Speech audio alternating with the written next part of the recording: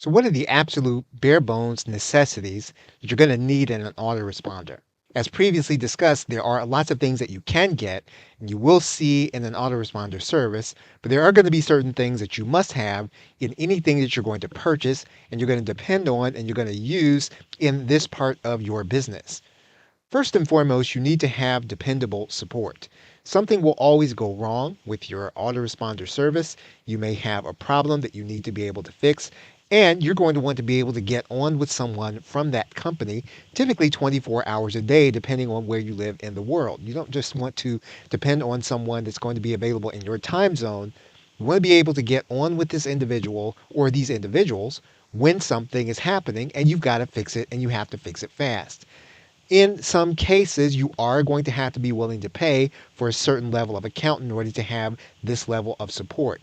It's going to be worth it to pay for the support. You do want to be able to get a hold of someone when something has to be changed. Obviously, you need to be able to collect names, email addresses with permission. That's the function of an autoresponder. You want to be able to store these individuals. So you're going to want people to put their name and email address someplace, whether they do it by a purchase or they do it by coming to a site, and then they indicate they're willing to receive marketing emails from you. You want that to be the case. So that's a bare minimum. It needs to be brandable with your domain. So you want to be able to send emails with your domain as you as the brand. So if you have yourdomain.com and that's your domain, you want your emails to be sent with yourdomain.com in that email. So that is a bare minimum. It must be part of your process. That also means that you want to be able to use DMARC and DKIM.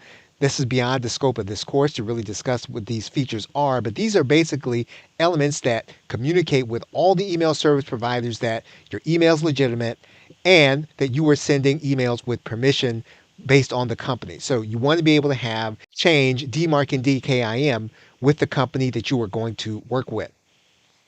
You want to be able to have automated sent emails based on something that happens. So when someone joins your marketing list or someone makes a purchase, you want to be able to have that email service send them an email automatically based on something that you set up ahead of time. So you don't have to be there all 24 hours a day in order to send email to people. That's what an autoresponder for. It auto responds based on certain parameters. You want to be able to do that for multiple parameters inside of your account. So that's a must. You need dependable deliverability. So you want to make sure that if you're going to pay for a service and you're going to have emails, you're going to collect names and email addresses, you want those emails to get to your customers.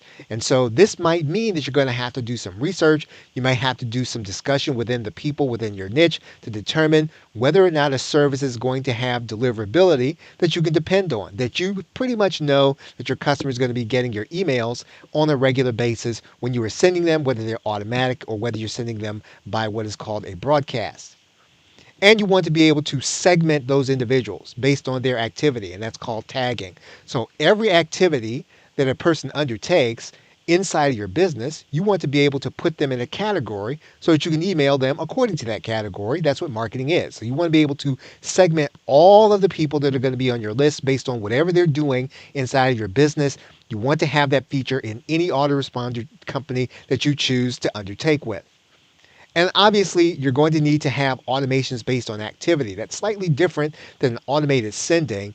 In other words, when someone decides to move from being your prospect to your customer, you want to be able to either put tags into them or you want to be able to move them into another part of your list. And you want to have those activities that are available to you inside of your autoresponder. Now, that's not necessarily going to be a deal breaker. That's probably the last thing that we're listing here because it's something that, again, is a necessary function. But if you don't get it, there are other ways for you to work around it. These are the essentials you're going to need in an autoresponder as you choose.